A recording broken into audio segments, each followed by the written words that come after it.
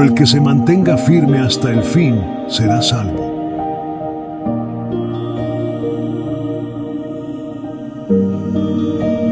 Día 6. Adorad al Creador.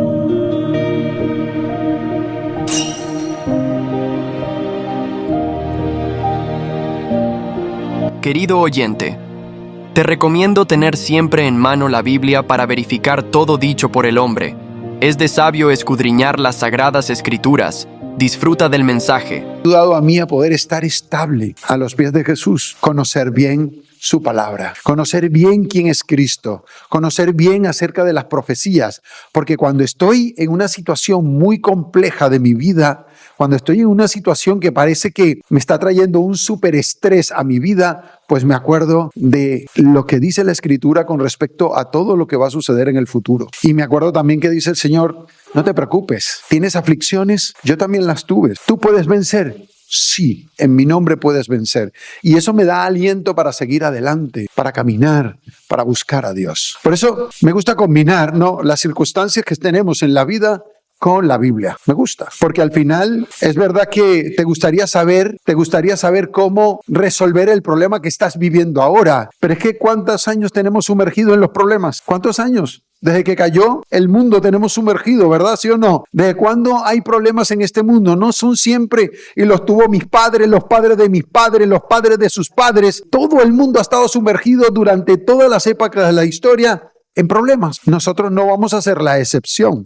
Sin embargo, hablar de salvación a mí me genera esperanza. Hablar de salvación a mí me genera cambios, a mí me genera ganas de poder buscar aquello que todavía no comprendemos y no vemos. Y por eso me gusta estudiar las Escrituras, y hoy vamos a hablar un poco acerca de todo lo que venimos hablando durante todas las semanas. Y la última profecía, la más larga, Daniel 8:14, tenemos a Daniel se le da el profeta inicial, y el profeta final es un profeta extrabíblico, es mujer.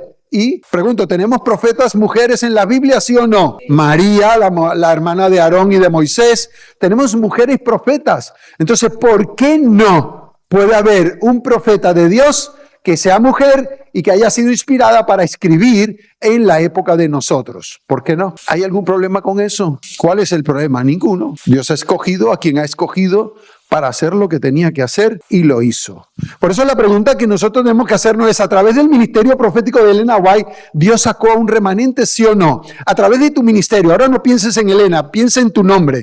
Pon tu nombre en la cabeza y di, Señor, ¿a través de mí ha venido alguien a la iglesia para recibir el evangelio? Piensa, Señor, he sido instrumento en tus manos. Pues tampoco te agobies con esto. ¿Sabes por qué? Porque ahora no comprendemos, pero cualquier influencia de nosotros en los seres humanos, eso podría ser, ¿ok?, el detonante para que una persona llegue a los pies de Jesús. Y tú no lo sabes, pero lo sabremos ¿cuándo? En el futuro. Sí, Señor. Tú, aunque no sepas, Dios te está usando de alguna manera. Un remanente a través de la hermana White, sí. ¿Quiénes? Bueno, solo aquellos que tuvieron el chasco de 1844 tuvieron que reestudiar la profecía de Daniel 8:14 a ver qué era lo que estaba pasando, en qué se habían equivocado. ¿Y de qué se dieron cuenta? Pues se dieron cuenta de varias cosas. Vamos a ver.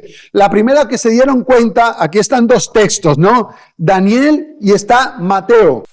Y la primera que se dieron cuenta es que dice que Daniel miraba visión de la noche y he aquí con las nubes del cielo venía. ¿Quién venía con las nubes del cielo? ¿Quién?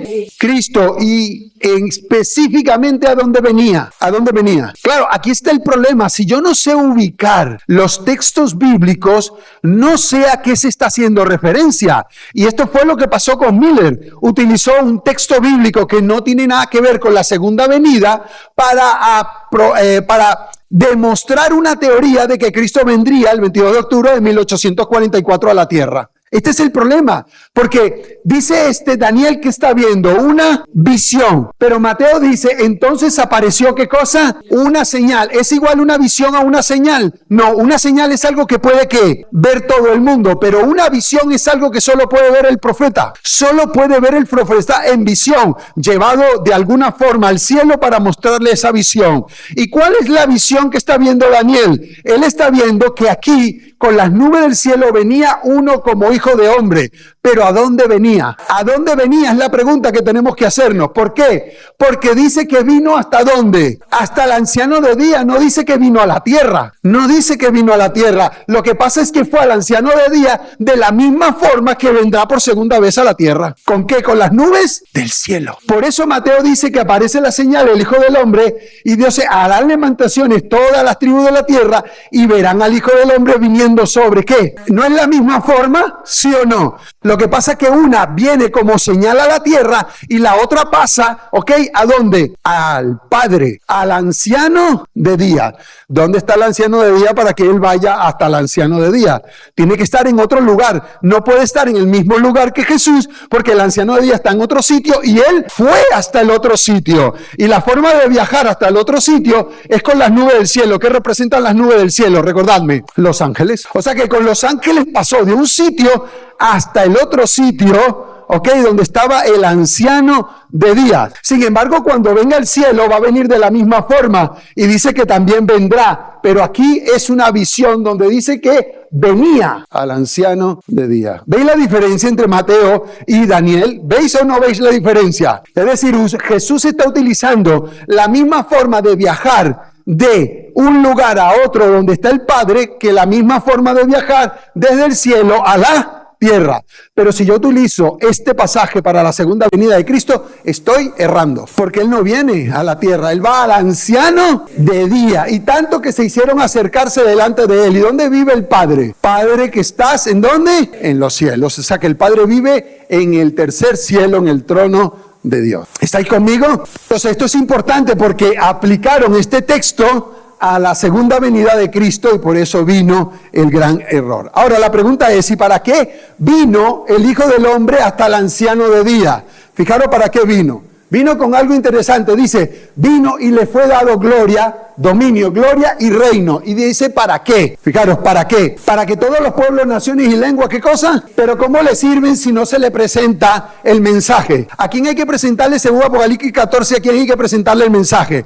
A toda nación, tribu y lengua, ¿sí o no? Es decir, que esto está en armonía también con Apocalipsis, porque hay que presentarlo, porque van a servirle todas las naciones. Y dice, y su dominio es un dominio eterno, que nunca pasará, y su reino uno que no será destruido. ¿Sabes en el reino que estás viviendo? En el reino de los hombres se va a acabar todo. Pero si tú proyectas tu vida como un objetivo para vivir tu vida en fe, porque por ahora es por fe, a un reino que no será destruido, tú serás parte de ese reino y serás indestructible también. ¿No te parece bien estar en un sitio donde no envejecemos, donde no hay hospitales, donde no hay psicólogos? ¿Os parece bien? Donde podemos viajar a cualquier parte del universo. ¿Queréis eso o no lo queréis? Pues entonces proyectar vuestro objetivo más a largo plazo. Tenemos objetivos a corto plazo, mediano plazo y a largo plazo. Pues los objetivos más a largo plazo es que yo quiero estar en el reino de Cristo, que es indestructible. ¿Y a la luz de qué es indestructible? A la luz de todos los reinos que han pasado en esta tierra. ¿Qué pasó con el reino de Babilonia? Cayó. ¿Qué pasó con el reino de Medio Persia? Cayó. ¿Qué pasó con el reino de Grecia? Cayó. ¿Qué pasó con el reino de Roma? Cayó. ¿Han caído todos los reinos, sí o no? Pues cuando se establezca el de Cristo, no caerá. Y yo quiero ser parte de ese reino. Quiero ser parte. Ahora no lo ves. Yo no sé quién ha llegado aquí a 50. ¿Quiénes tienen 50 o más? Somos unos cuantos que me van a entender. Muy bien. Yo cuando tenía 20, 30, pues a mí, yo creía que me estaba comiendo el mundo. ¿Qué os puedo decir? Me estaba comiendo el mundo. A medida que fue entrando décadas en mi vida, hasta que llegué a los 50, me he dado cuenta que está pasando algo. Y es que la fuerza que tenía, el vigor que tenía de aquella juventud, ya no lo tengo. Entonces, ¿eso qué indica? Indica que, aunque se rejuvenece mi espíritu, aunque mentalmente soy más diestro, más, ¿cómo sería? Más experiencia, ¿qué es lo que está pasando con mi cuerpo? Se está envejeciendo. Eso me dice a mí que yo quiero estar en un sitio donde mi mente esté en relación con mi cuerpo. ¿Por qué? Porque no fuimos creados para envejecer ni para morir. ¿Y dónde es ese lugar? En un reino que no será, ¿qué? Destruido. Ahora, eso hay que creerlo, ¿por qué? Por fe, no hay otra forma. No hay otra forma de creerlo. Es por fe. Y no solo esto, sino que fue llevado al anciano de día, y la pregunta es, ¿para qué fue llevado al anciano de días? La pregunta es, ¿qué estaba, haciendo el anciano de día? Porque se le dio dominio, poder y gloria al Hijo, pero ¿qué iba a hacer el anciano de días? Pues fijaros lo que iba a hacer. Y se sentó el anciano de días, ¿y qué pasó? Se sentó, ¿qué cosa? El juez. El anciano de días aquí es un juez y se sentó. ¿Y qué fueron abiertos? Vale, si los libros fueron abiertos es porque estaban ¿cómo? Muy bien, estaban cerrados. Esa es la clave. Y esta es la clave, ¿no? Se sentó el anciano de días porque va a ejecutar algo, que es una parte del juicio. Él se sienta y se abren los libros porque de alguna manera tiene que empezar, ¿qué cosa? La hora de su juicio ha llegado. Y entonces, ¿para qué se presentó el juez? Número 1, para dar dominio, y número 2, para abrir, ¿qué cosa? Los libros. Ahora, ¿qué significa cada una de estas cosas? No tenemos tiempo, evidentemente, pero si abren los libros es porque están cerrados, y la pregunta es, ¿qué libros son esos? ¿Y qué hacen esos libros que están cerrados y ahora se abren? Hay muchas preguntas que se deben hacer a la Escritura para que ella dialogue contigo. Y entonces, ¿para qué se debían abrir los libros? Se debían abrir los libros porque según Apocalipsis, la hora de su juicio, ¿a qué? Entonces, ¿qué hay en los libros? Las memorias, las acciones, todo lo que tú y yo hemos hecho debajo del cielo. Pero también está el libro de ¿qué? El libro de la vida. ¿Y qué es el libro de la vida? El libro de la vida es el libro donde están registrados todos mis pecados, pero al lado dice perdonado por la sangre de Cristo. Ese es el libro que queremos. ¿Cuándo somos inscritos en el libro de la vida? Venga, decidme. ¿Cuándo somos inscritos? No, ¿cuándo? No si estás. ¿Cuándo se escribe una persona en el libro de la vida? ¿Cuándo nace? ¿Cuándo qué? ¿Cuándo se bautiza? No. ¿Cuándo? Cuando nos entregamos también no. Pero está bien, hay que ir dando respuestas, es correcto. ¿Cuándo dijo Jesús? Jesús dice que envió de 2 en 2, ¿sí o no? Envió de 2 en 2 a predicar el evangelio y ellos llegaron, Señor, en tu nombre los demonios fueron atados en el cielo, no habían hablado y ya los demonios estaban. ¿Y qué les dijo Jesús? ¿Os regocijáis por eso?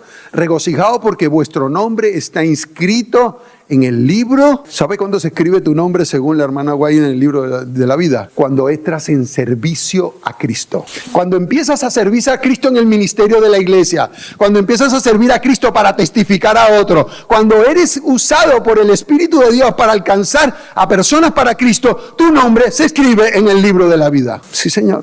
Libro de la vida. Y la pregunta es entonces, hay un juicio, ha llegado la hora del juicio. ¿Cuándo es ese juicio y a qué hora ha llegado? Pues ha llegado el 22 de octubre de 1844. Y ese juicio, ¿cómo se manifiesta? A través de los libros. ¿Qué hay en los libros? Toda nuestra vida. Pregunto, ¿tú necesitas ver a Cristo para saber que existe? ¿Cómo tú sabes cómo es Cristo? ¿Cómo lo sabes? Pensemos.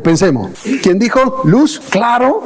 ¿Cómo describe la Biblia a Cristo? Pues yo sé cómo es Cristo porque la Biblia lo describe. No necesito verlo porque la Biblia me dice cómo es Cristo. De la misma manera que Cristo está en un libro en la tierra, de la misma manera estamos nosotros en un libro, ¿en dónde? En el cielo. Allí estamos todos nosotros, cómo somos, cómo accionamos, nuestros hábitos. Todo está escrito en el libro del cielo, todo. Y entonces el cielo nos conoce a nosotros como nosotros conocemos a Jesús. ¿A través de qué? Del estudio de los libros. Muy bien, entonces la hora de su juicio ha llegado. ¿Qué significa la hora de su juicio ha llegado? ¿Y por dónde empieza el juicio? Porque si hay un juicio, el juicio tendrá que empezar no solo en un momento, sino de alguna manera o de alguna forma. Y entonces dice, porque es tiempo de que el juicio comience, ¿por dónde? ¿Y qué es la casa de Dios? La iglesia, los hijos de Dios. Y dice, ¿y si primero comienza, por dónde? ¿Y quién está escribiendo? Pedro. Dice, Pedro es parte ¿de qué? De la casa de Dios. Pedro es parte de la iglesia de Dios. Y él dice, primero va a empezar, ¿por quiénes? Por nosotros. Dice, ¿cuál será el fin de aquellos que no obedecen al evangelio de Dios? Ay, es una advertencia. Pero dice que primero empieza por nosotros. Y cuando vamos al espíritu de profecía, nosotros representa a los muertos en Cristo primero. ¿Y quién es el primer muerto en Cristo? Abel. Muy bien. Abel es el primer muerto en Cristo. O sea, que empezó primero por Abel y todos los muertos en Cristo hasta que llegará un momento que empiece con los vivos. ¿Cuándo es eso? No sabemos, no lo sabemos, pero a algún momento va a llegar tu nombre y el mío, ¿dónde? A la presencia de Dios. Y ojalá el abogado tuyo ante la presencia de Dios sea Jesucristo. Por eso es tan importante Jesús para nuestras vidas, porque se convierte en mi abogado, se convierte en mi intercesor, se convierte en el ministro de mi vida para que pueda yo estar presente ante el Padre y que mi Padre, entonces, en vez de verme a mí, vea a ¿quién? A Cristo. Y si ve a Cristo, dice, por ti lo perdono a él. Ese es el Evangelio. Yo sé que estamos preocupados por las cosas que suceden en esta tierra y lo que estamos viviendo, pero preocúpate porque tu nombre va a estar un día ante el gran trono blanco y el juez del universo. Y que ese día te asegures que Jesús va contigo a tu lado. Si te aseguras de eso, has obtenido el éxito sobre todos los problemas de esta tierra. Porque ¿sabéis cuánto duran los problemas de esta tierra? 80, 90, 70, 100 años como máximo, ¿sí? Y si analizas los primeros años de tu vida, ¿tú crees que tenías problemas? Tú no pensabas en que había que pagar la factura ni nada de eso, ¿verdad? ¿Hasta cuándo empezaste a preocuparte por las facturas y todos los problemas de la vida? Pensad, ¿cuándo? ¿Qué edad tenías?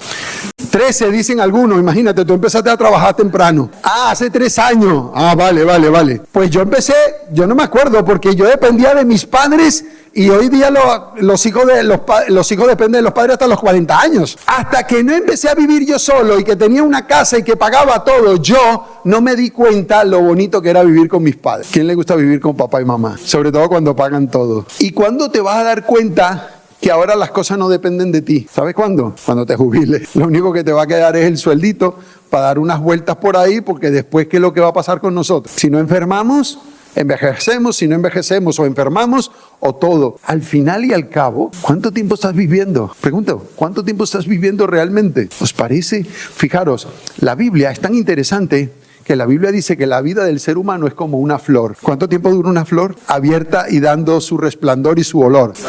Depende de la flor, ¿no? Pero estoy seguro que ninguna de ellas dura mucho y cuando la cortan, peor todavía. Entonces dice, hay un juicio, el juicio tiene que empezar ¿por dónde? Tiene que empezar por nosotros. ¿Y qué debemos hacer nosotros mientras en el cielo son abiertos los libros y entonces el juicio investigador está analizándose y Cristo está como mediador por nosotros en el reino de los cielos? ¿Qué deberíamos hacer nosotros mientras estamos en la tierra? Trabaja, búscate 5 trabajos y que no tengas tiempo para nada. ¿Eso es lo que va a decir la Biblia? No. ¿Sabe qué va a decir la Biblia lo que debemos hacer? Va a decir esto, dice, hay que predicar el evangelio eterno, es lo que está diciendo. ¿Y a quién hay que predicar el evangelio eterno? A todos los moradores de la tierra. O sea que tú eres un predicador. Tú eres un predicador. Tienes que predicar el evangelio eterno a toda la tierra. Y el evangelio es eterno. Si es eterno el evangelio, mi pregunta es, ¿el evangelio empieza después de Cristo para adelante o es que había evangelio de Cristo para atrás? Claro, si es eterno, ¿ha existido qué? Siempre ha existido evangelio, que no hay otra forma de salvación si no es a través del evangelio. Por eso, mis queridos hermanos evangélicos, el evangelio no empieza con Cristo, el evangelio ha existido toda la vida, no hay forma de salvación si no es fe por fe y por gracia, no hay.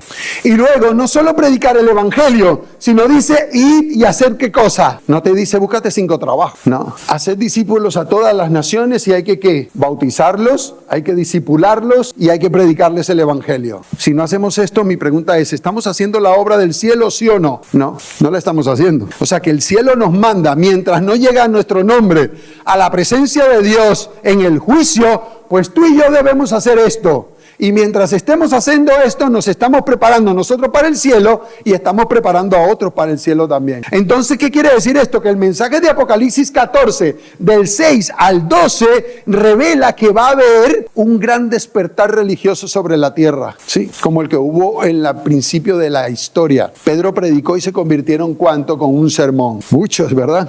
Por eso, los que estudiaron, después del chasco, los que estudiaron la Biblia a la luz del profeta final que sucedió en aquella época, se dieron cuenta que en 1844 sucedieron varias cosas. Muy bien, ¿cuáles cosas sucedieron? Sucedieron, número 1, Cristo sí vino, pero vino ¿a quién? Al anciano de días como juez de toda la tierra, pero no vino a la tierra. Jesús no vino a la tierra en 1844 y ahí fue la equivocación de la interpretación de los milleristas. Número 2, los libros fueron abiertos. Muy bien. Número 3, la hora de su juicio comenzó en 1844, que es lo mismo que ¿qué? Que la purificación del santuario. Pero para poder entender la purificación del santuario celestial, hay que entender hay que entender la purificación del santuario. Entonces, ¿qué se reactiva en el tiempo del fin y por el remanente del tiempo del fin? ¿Qué se reactiva? La doctrina del santuario. Sale a la luz nuevamente la doctrina del santuario porque nadie sabe lo que significa purificación. Hay que reestudiar la escritura del Antiguo Testamento para saber lo que significa la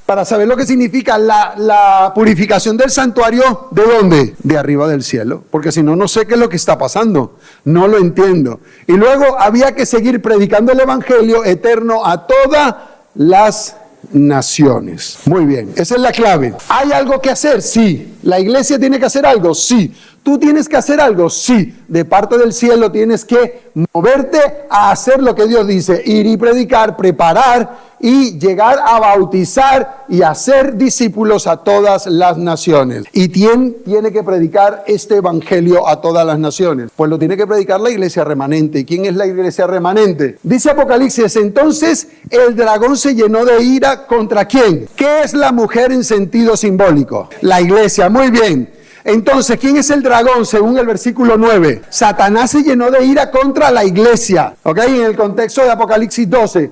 Y dice, y se fue a hacer guerra contra el resto de la descendencia de ella. Es decir, el resto de la mujer. La mujer es la iglesia. ¿Qué es lo que está quedando? Un resto. Esto es importante. Un resto. ¿Qué es un resto? ¿Qué representa un resto? Pues si tú estudias remanente o resto en toda la Biblia, te vas a encontrar que el resto es lo que ha quedado del pueblo, el resto es lo que ha quedado de la ciudad. Si es el resto de la mujer, es lo que ha quedado ¿de quién? De la iglesia verdadera. El resto, el remanente, es lo que ha quedado para esa época del resto, que es el resto de lo que había quedado del pueblo.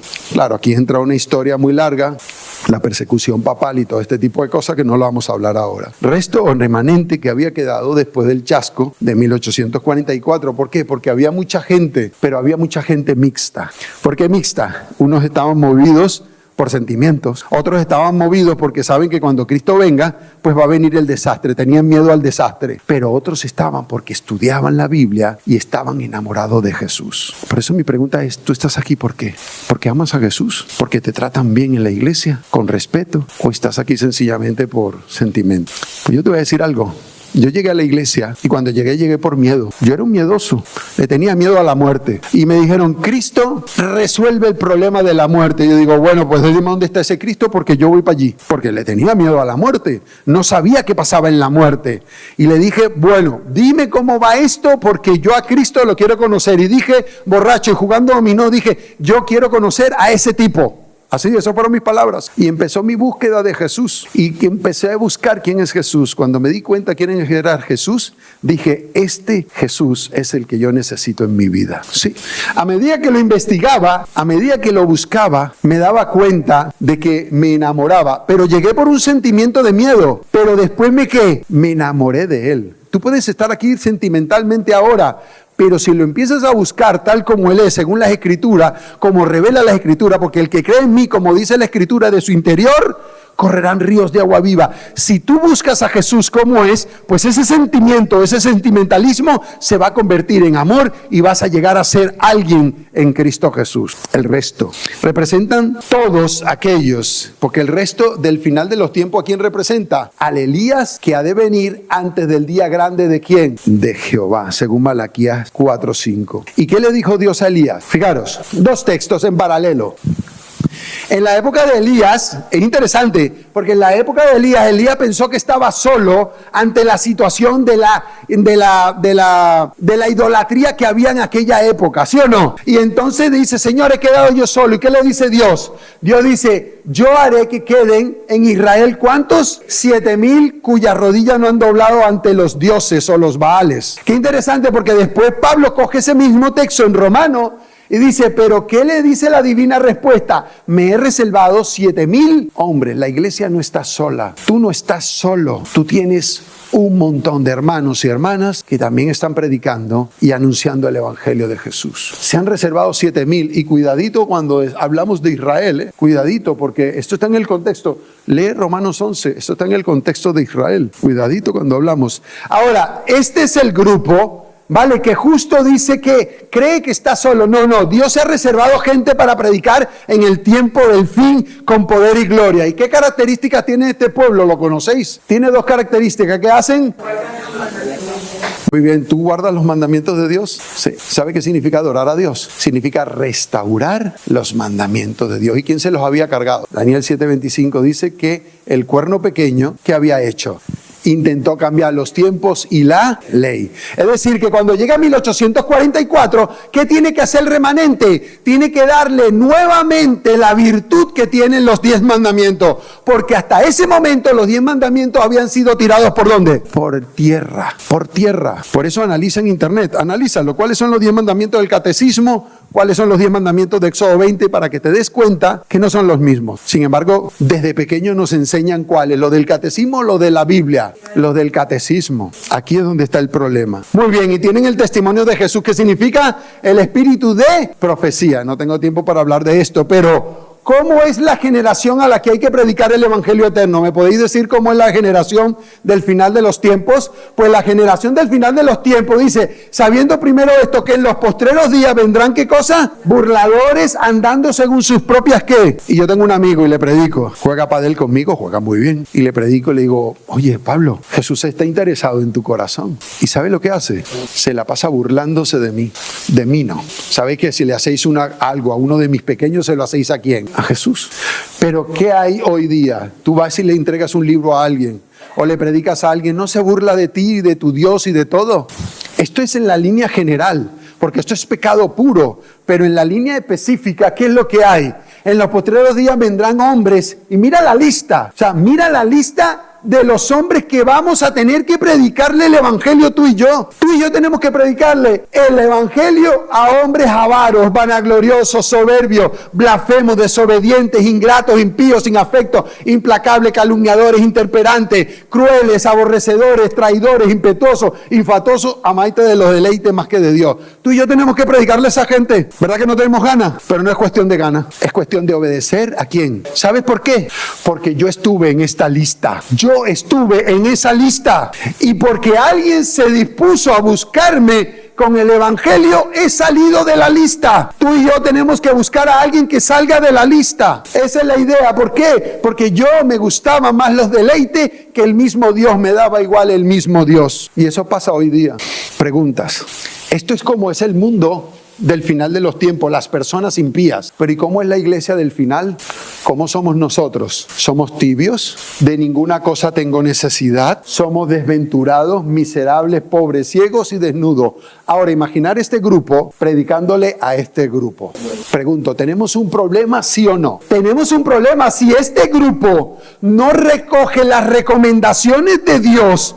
En Apocalipsis 3:14 al 17, buscad de mí, ¿qué cosa? Vestiduras blancas, buscad de colirio del cielo. Si nosotros no cambiamos esto, pues estas personas no salen de aquí. ¿Tenemos un problema, sí o no? Sí. Entonces, ¿qué es lo primero que tiene que suceder para que esta gente se convierta? ¿Sabéis qué? Nosotros se lo estamos poniendo durísimo al Espíritu Santo, porque Él los trae por ahí y nosotros los sacamos por aquí. Tenemos un problema porque nosotros estamos aquí, y si no cambiamos de aquí, pues los que vengan de aquí no se van a convertir. Tenemos un serio problema, querida iglesia. Tenemos que ser cambiados individualmente para que como iglesia podamos sacar a la gente de ese grupo. Y yo traigo mi amigo, y mi amigo se puede sentar al lado de cualquiera, y cualquiera lo va a saludar, lo va a abrazar y lo va a tratar como ¿quién? Como alguien especial. Eso es lo que necesita la iglesia. Y después prestarle atención, y después preocuparme por él, sin juzgarlo, sin decirle nada, porque todos aquí somos ¿qué? Ahora imagínate tú, estamos en un hospital, estamos en una habitación, y estamos en oncología. Este tiene cáncer de páncreas y este tiene cáncer de pulmón, y este le está diciendo, menos mal que tienes cáncer de... ¿Ves eso en un hospital? Uno burlándose de la enfermedad del otro, uno señalando la enfermedad del otro. Pues la iglesia de Dios es un hospital. ¿Qué hace burlándote o juzgando a los demás?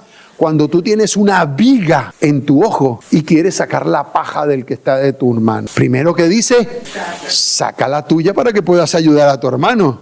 ¿Sí o no? Y somos jueces. ¿Quién es aquí juez? Que levante la mano los jueces. Hay jueces, sí. ¿Quién más es juez? Nadie es juez aquí. Somos todos unos jueces malos. Y yo el primero. La Biblia dice que debemos ser jueces. Sí. ¿De qué forma tenemos que juzgar? La Biblia dice que hay una forma. Apocalipsis dice que en el milenio recibiremos la facultad de juzgar los libros. Pero aquí en la tierra tenemos una forma de juicio. ¿Y sabéis cuál es? Cuando estoy juzgando a mi hermano, lo tengo que juzgar como si el que él está ahí fuera ¿quién? Yo. ¿Y quién quiere algo para sí, malo para sí mismo? Por eso cuando tú hablas mal de alguien, cuando señalas a alguien, cuando criticas a alguien, lo estás haciendo de ti mismo. Estás revelando ¿qué cosa? Estás revelando tu propio carácter, tu propia forma de ver las cosas. Sí. ¿Cuál es el mensaje de la verdad presente que se debe predicar en el remanente fiel en el tiempo del fin? El evangelio eterno para predicarlo. ¿Y qué dice ese evangelio? Escuchad, ¿qué dice el evangelio eterno? ¿Qué dice? Temed a Dios y darle gloria porque la hora de su juicio ha llegado. Adorad a aquel que hizo los cielos, la tierra, el mar y toda la fuente de las aguas. ¿Cuál es el mensaje que tienes que predicar tú y yo? El mensaje de los tres y el mensaje de los tres ángeles, según la hermana White, tenemos que sabérnoslo para el tiempo del fin de memoria. De memoria. Temed a Dios. ¿Qué es temer a Dios? Pues temer a Dios, según Proverbios, vamos a ver que dice, con misericordia y verdad se corrige el pecado. Dice, y con el temor de Jehová los hombres se apartan ¿de dónde? Ah, qué interesante. ¿Y sabe qué hacen los hermanos y la gente? Cuando están en la habitación cierran la puerta para que no lo vean. Porque creen que se están escondiendo ¿de quién? ¿Cómo se esconden del cielo? Apártate del mal. Y significa temer a Dios es que cuando estás solo, cuando tú estás solo, que nadie te está viendo, tú tienes que entender que estás en la presencia ¿de quién? De Dios y de los ángeles. Eso es temer a Dios. Apártate del mal. Eso es temer a Dios, apartarse del mal, porque cuando yo creo que tengo a Dios en mi vida, pues no hago nada malo contra nadie. Me estén o no estén viéndome, me estén o no me estén viendo. No es cuestión de juicio humano, es cuestión de juicio divino. ¿Qué es temer a Dios? Darle reverencia y ver a Dios como que estuviera a mi lado con amor redentor. ¿Qué es temer a Dios? Pues busca todos los textos de la Biblia que habla del temor. Temer a Dios es no engañar a tu prójimo. ¿A quién has engañado? Quizás estoy hablando para alguien que ha engañado a su madre, a su padre, a sus hermanos de iglesia. Pues eso es no tener temor de Dios. Temor de Dios es servir a Dios con integridad y verdad. ¿Qué hay en tu corazón cuando sirves a Dios? Apatía. ¿Qué hay en tu corazón? Dice que temer a Dios es temer en su... Pregunto, ¿y dónde está presente Dios? ¿Hay algún lugar en la tierra donde no esté presente Dios? Porque Él es omnipresente. O sea que Dios está contigo cuando estás viendo pornografía. Dios está viendo contigo cuando estás filisteando con una hermana o con un hermano no de la iglesia. Dios está viendo todo en lo oculto, todo. ¿Sabes por qué? Haces eso porque has perdido el temor de Dios. Recupera el temor de Dios y verás la gloria de Dios. Pregunto, ¿por qué hablar tanto del temor de Dios? ¿Tiene beneficios? ¿Hablar del temor de Dios tiene beneficios, sí o no? ¿Creéis que hay beneficio cuando Dios te dice, sé temeroso de mí? Y Dios te dice, ¿hay algún beneficio para eso, Señor? ¿Hay algún beneficio? Pues sí hay. Sabemos lo que es tener temor de Dios, pero ¿cuáles son los beneficios? Temer, dice, a Jehová vuestro Dios, y Él os librará ¿de quién? ¿Te va a librar de quién si eres temeroso de Dios? De la mano de Él. ¿Y quién es el enemigo de las almas? O sea que la libertad que tú tienes en Cristo, por Cristo, del enemigo que quiere destruirte, al igual que a mí, es porque tú eres un temeroso de Dios. Hay una ventaja preciosa en el ser temeroso de Dios. Hay libertad. Salmo dice, temed a Jehová vosotros sus santos, pues nada falta a los que. Entonces no solo eres protegido, sino que eres suplido. Se te da todo lo que necesites. Todo. ¿Qué otra ventaja? Dice, nuestra vida no será echada ¿en dónde? En el infierno. ¿Por qué? Por eso dice, pero os enseñaré a quién debéis temer. Temed a aquel que después de haber quitado la vida, tiene poder de echar en el infierno. Si os digo esto, a este temed. ¿Quién puede echar nuestro cuerpo en el infierno? ¿Sabéis que Satanás podía hacer lo que quisiera con Job, pero no podía echar el cuerpo de Job en el infierno. No podía quitar la vida de Job echándola en el infierno. No tiene ese poder. Yo sé que todos vivimos con temores a cualquier cosa, temor a una cosa, temor a la otra. La Biblia dice a quién tienes que tenerle temor reverente por amor de su nombre. Sí. Si algo tengo miedo yo, es de dejar de existir eternamente y para siempre. Sí, no quiero. Me gusta la vida.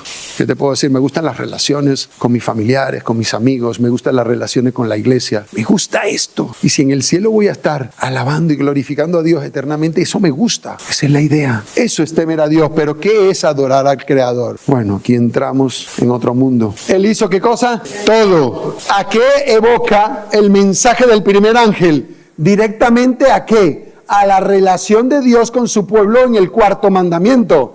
Y esto es importante, ¿por qué? Porque si tú no adoras a Dios, entonces tú tampoco estás guardando o obedeciendo el cuarto mandamiento de la ley de Dios.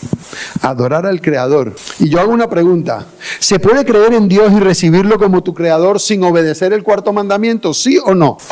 Pensad bien lo que estoy diciendo. Se puede creer en Cristo, se puede creer en Dios como tu Creador sin guardar el cuarto mandamiento. Claro que se puede. Todos los evangélicos lo creen. Yo era uno. Yo creía en Dios como mi Creador. Yo creía en Cristo como mi Redentor. Pero yo no guardaba el cuarto mandamiento. El cuarto mandamiento para mí estaba velado a mis ojos. Y todo esto, es porque yo no comprendía ni siquiera el Apocalipsis. Cuarto mandamiento. Hay un montón de gente que ama a Dios. Hay un montón de gente que cree que Dios es su creador, pero que no guardan el cuarto mandamiento de la ley de Dios. Yo vivía bajo 9 y yo estaba seguro que con vivir bajo 9 estaba bien afirmado en la roca. Pero me faltaba obedecer al cuarto mandamiento. ¿Creéis que Dios no me amaba por eso?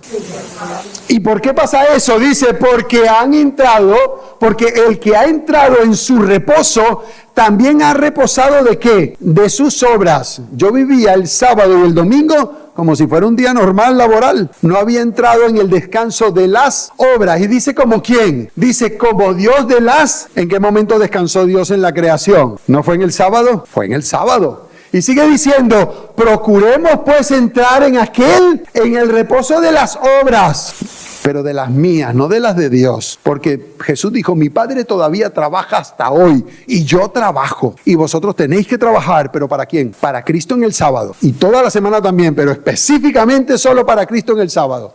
Eso es reposar. Entonces, cuando llega 1844, hay que realzar los 10 mandamientos, pero la Biblia dice que hay que realzar ¿cuál mandamiento? El único que demuestra que Dios es el creador. ¿Cuál? El cuarto. Porque el cuarto se constituye en el sello de Dios en el tiempo del fin. Pero el sello de Dios es total obediencia ¿a qué? A todos los mandamientos de la ley de Dios. ¿Amén o no amén? ¿Y cuántos reposos habla Pablo? Porque aquí hablamos de reposo, sí. ¿Cuántos reposos se está hablando? Bueno, tenemos el reposo en el tiempo, que es el Shabbat. Tenemos el reposo de las obras, que es cesar de trabajar para obrar para Dios. Tenemos el reposo del pecado. Cuando quisiéramos reposar del pecado, cuando esto mortal se vista ¿de qué? De inmortalidad, y sorbida es la muerte en victoria, y entonces se le quitará el aguijón al pecado, que es la muerte. ¿Quién quiere cesar del pecar? ¿Verdad que sí? ¿Cómo seríamos nosotros sin pecado? ¿No os habéis imaginado nunca? Debe ser espectacular vivir solo pensando en hacerle bien a otro, en vivir bien con otros, en pasarla bien con otros. Debe ser espectacular. Y no solo el reposo del pecado, sino el reposo de Dios. ¿Cuál es el reposo de Dios? El reposo que confía en la gracia de Cristo. Si no tienes paz para con Dios, no hay confianza. Y luego el reposo de la Canaán celestial. ¿Quién quiere entrar en la Canaán celestial? Pues ahí habrá reposo en la ciudad de luz, ¿sí o no? Dime si no habrá reposo ahí. Pregunta para terminar.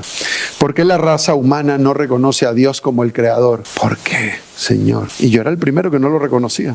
Yo sabía que había algo, pero no pasa. ¿Se me acabó el tiempo? Ahora no pasa. Dice la Biblia, cambiaron la verdad de Dios por la mentira, honrando al culto y a las criaturas antes que a quién. ¿Sabéis qué está tomando el lugar de nuestras vidas? La misma que tomó el lugar de los judíos. Un becerro de oro Y hoy que toma todos los dioses que hay en este mundo. Lidia le estaba predicando al chino. Estábamos en un restaurante chino y le estaba predicando. Dijo, ¿tú crees en Dios? Yo creo en el que tiene las manitos torcidas y en el otro uno te lleva por el bien, el otro te lleva. Un rollazo nos dio el chino. Yo no, nosotros somos cristianos, creemos en el que creó los cielos y la tierra. ¿Cuál es la diferencia de todos los dioses? Todos los dioses de los pueblos son ídolos, mas Jehová hizo. ¿Cuál es el sello del verdadero Dios? Que es creador. Y no solo creador, sino que es creador de nosotros. Él creó todo. Él nos creó la forma, creó la tierra, creó todo. Él nos hizo a nosotros. Él es nuestro hacedor. ¿Qué otro Dios puede hacer eso? Que te conozca a tal punto que sepa cómo eres. Yo a veces le digo a la gente, ¿tu Dios te conoce bien? Me dice, ¿cómo es eso? ¿Cómo que me conoce bien? Sí, sabe cómo eres, por dentro, por fuera, sabe todas tus características. Pues no me he puesto a pensar eso. A ese Dios que tú alabas, que adoras, ese Dios que tú sirves, ¿sabes cómo eres? Pues no sé. No me he puesto a pensar. Pues te voy a decir cómo es el mío. ¿Sabe cuántos pelos tengo? La Biblia dice que sabe Dios cuántos cabellos tenemos, ¿sí o no? Sabe todo. Sabe las marcas de mi piel. Sabe lo que hay por dentro, por fuera, por un lado, por el otro. Lo sabe todo de mí. A ese sí le debo yo respeto y amor. Nos ponemos en pie.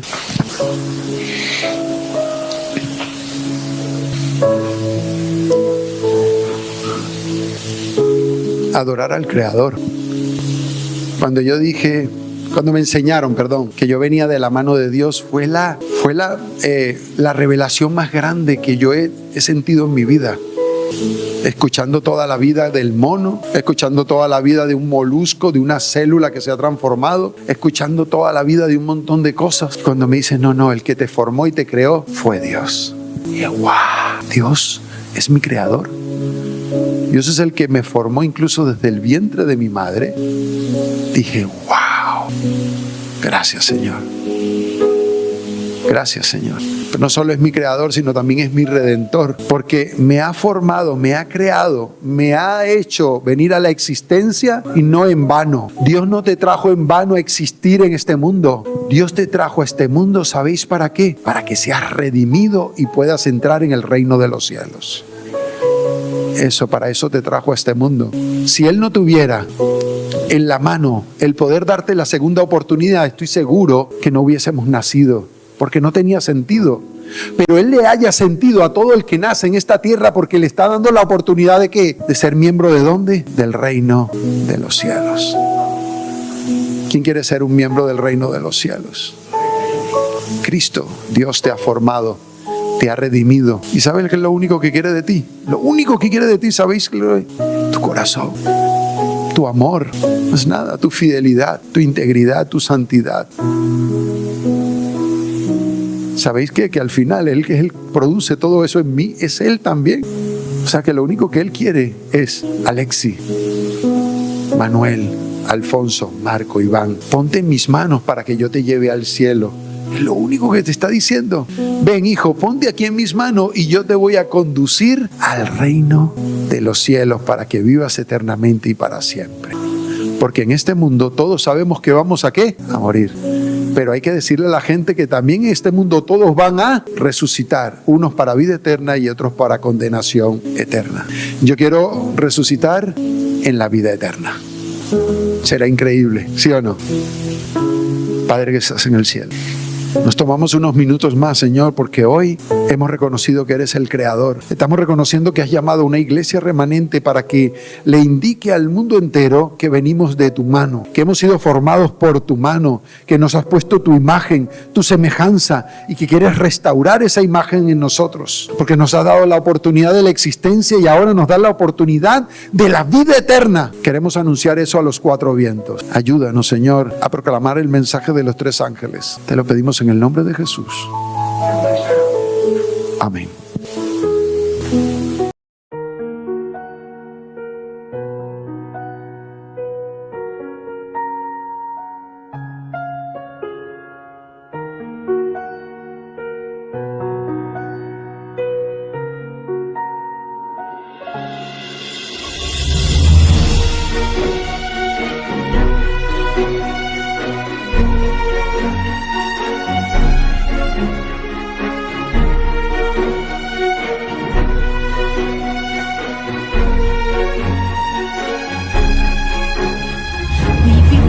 En un mundo lleno de oscuridad, solo vemos dolor y maldad. Ya estaba dicho, el amor se enfriará. Todo indica que el fin cerca está.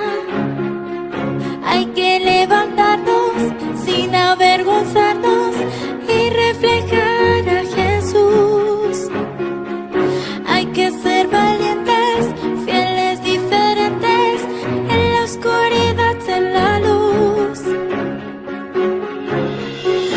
Vivimos en un mundo donde muere la fe, donde muchos respiran temor. La gente clama por un mundo mejor y en Jesús está la solución. Hay que levantarnos, hay que esforzarnos y predicar de Jesús. Hay que ser valientes, fieles, diferentes, en la oscuridad ser la luz. Es momento que todos vean a Jesús en mi ciudad, que conozcan hoy su bandera, que conozcan la verdad. Tenemos el gran privilegio de anunciar que viene ya. Hoy el mundo verá a Jesús en mi ciudad.